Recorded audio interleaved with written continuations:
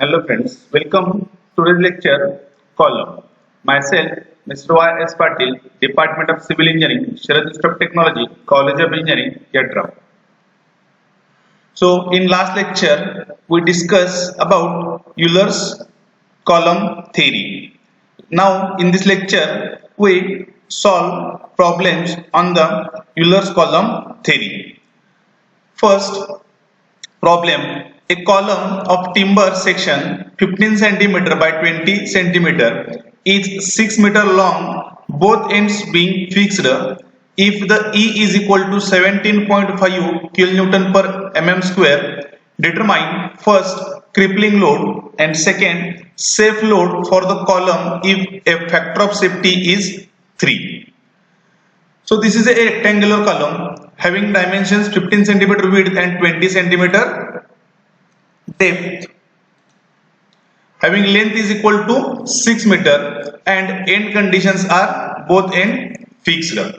So before starting problem, we want to calculate moment of inertia, that is Ixx and Iyy. So Ixx for rectangular section is 1 by 12 b d cube. So b becomes 15 cm, that is 150, and d becomes 20 cm, that is 200 mm. So 1 by 12 into 150 by 200 cube is equal to 10,000 into 10 raised to 4 mm raised to 4. This is the Ixx. Now calculate Iyy. Iyy is equal to, for rectangular section, is 1 by 12 db cube. So d becomes 200, b becomes 150. So answer Iyy will be 5625 into 10 raised to 4 mm raised to 4. This is the Ixx and this is the Iyy. We need to compare this Ixx and Iyy and mention I minimum value. Comparing Ixx and Iyy, we got I minimum is equal to Iyy is equal to 5625 into 10 raised to 4 mm raised to 4. So consider I minimum value is this. Then next, end conditions. End conditions are mentioned in the example, that is both ends are fixed. So both ends are fixed. Then LE is equal to, effective length is equal to actual length divided by 2. So actual length is 6 meter, that is 6000 mm divided by 2. So L effective becomes 3000 mm. Then first is crippling load. For calculation of crippling load, use the equation, Euler's equation, that is P is equal to pi square EI upon L effective square.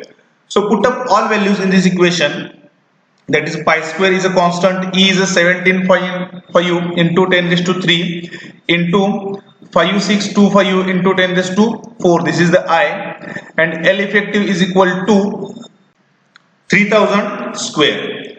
So P becomes, by solving this equation, we got P value, that is crippling load, is equal to 1079.48 into 10 raised to 3 Newton. This is the crippling load. Crippling load means at the time of the failure. So this is the first solution. Then second, safe load for the column. In the given example, they are mentioning factor of safety is equal to 3. Then how to calculate safe load? Safe load is equal to crippling load divided by factor of safety. The crippling load is 1079.48 divided by, that is factor of safety is 3. So safe load is equal to 359.8, that is 360 kilonewton. This is the solution for the problem. Now we discuss about compound section, that is I section. Determine crippling load for an I section joist 40 cm by 20 cm by 1 cm and 5 meter long, which is used as a strut with both ends fixed. Take E is equal to 210 kN per mm square. So this is the I section. First of all, we calculate moment of inertia, Ixx. For Ixx, consider this whole rectangle, that is outer dimension, that is 20 by 40, and minus these two rectangles. So that is dimension for the two rectangle is, this is a 20 and width of the wave is 1 centimeter, means that is 19. Overall depth is 40 and width, the depth of the top flange and bottom flange is 1 centimeter 1 centimeter. So 40 minus 2, that is 38. So Ixx is equal to 1 by 12 BD cube minus 1 by 12 B1 D1 cube. So B is a 20, D is a 40, B1 is a 19, D1 is a 38. 1 by 12 BD cube by 12 minus 1 by 12 BD cube by 12. The moment of inertia with respect to XX axis is 19786 centimeter raised to 4. Then calculate Iyy. For Iyy, moment of inertia is 1 by 12 dB cube by dB cube. So 1 by 12 d becomes now 38. So this is a 40, not a 38. Okay. Then 1 cube plus 2 into 1 by 12 into 1 into 20 cube. Okay. So moment of inertia with respect to y axis is 1336.5 centimeter raised to 4. So compare this Ixx and Iyy. We got I minimum is equal to Iyy is equal to 1336.5 into 10 raised to 4. So both ends are fixed. So L effective becomes L by 2. L value is 5000 divided by 2 is equal to 2500 mm. So Euler's equation is P is equal to pi square EI upon L effective square. So put up all values in this equation and crippling load becomes 4432.08 kilo Newton. So this is your crippling load. See here in this equation, means that in Euler's equation, pi is a constant, E is a constant, L effective means depends upon the end condition, and that are the only 4 end conditions. Only most important term is calculate moment of inertia. If you calculate moment of inertia accurately, then this is a simple problem, or this is a very simple solution. Okay, so be careful about calculating moment of inertia, and this moment of inertia is considered least moment of inertia, means you need to calculate Ixx and Iyy both values, and out of these two values consider minimum value for in this equation. Let us see one more problem. Determine Euler's crippling load for an T section joist 10 cm by 10 cm by 2 cm and 5 meter long, which is used for both ends are hinged. Take E is equal to 200 kN per mm square. So this is a T section having flange 10 cm width, overall depth is 10 cm and depth of the flange is 2 cm, width of the wave is 2 cm. Before, means we need to calculate moment of inertia first. So this is unsymmetrical section with respect to x-axis. So we need to calculate y bar. So y bar is equal to distance of CG of the section from bottom.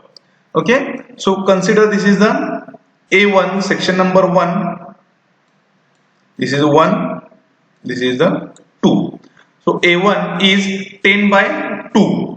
So distance of this CG y bar y1 from bottom of the section is 8. From this is the depth bottom of the flange to the bottom of the section plus 2 by 2, that is 8 plus 1 is equal to 9 cm. And for wave A2 is 8 into 2, that is 16 cm square, and y2 is 8 by 2, that is 4 cm. So y bar is equal to A1 y1 plus A2 y2 divided by A1 plus A2. We know the all values, that is A1, A2, y1, y2. Put up all values in this equation. We got y bar is equal to 6.77 centimeter, and this 6.77 is measures from bottom of the section. This is the y bar. Now moment of inertia about x axis is By using parallel axis theorem, we need to calculate moment of inertia for flange differently, moment of inertia for wave differently. That is B d cube by 12 plus 20, this is a 2 not 8, 20 into 2.2, this is the A and this is the H1. 2.223 square plus 2 into 8 cube divided by 12 plus 16 into 2.77 square. By solving this equation, we got moment of inertia is equal to Ixx is equal to 314.22 centimeter raised to 4. Then Iyy moment of inertia, that is dB cube by 12. 2 into 10 cube divided by 12 plus 8 into 2 cube divided by 12. The Iyy value is 172 centimeter raised to 4. So compare this Ixx and Iyy. I minimum is equal to Iyy is equal to 172 into 10 raised to 4 mm raised to 4. This centimeter raised to 4 converted into mm raised to 4. Then end conditions is given is both ends are hinged. So L effective is equal to L actual, that is 5000 mm. So put up all values in Euler's equation. That Euler's equation is equal to P is equal to pi square EI upon L effective square. So pi square into 2 into 10 raised to 5 into 172 into 10 raised to 4 divided by 5000 square. So this is the 135.80 kilonewton. This is the crippling load for the given section. This is a simple solution for T section. Thank you.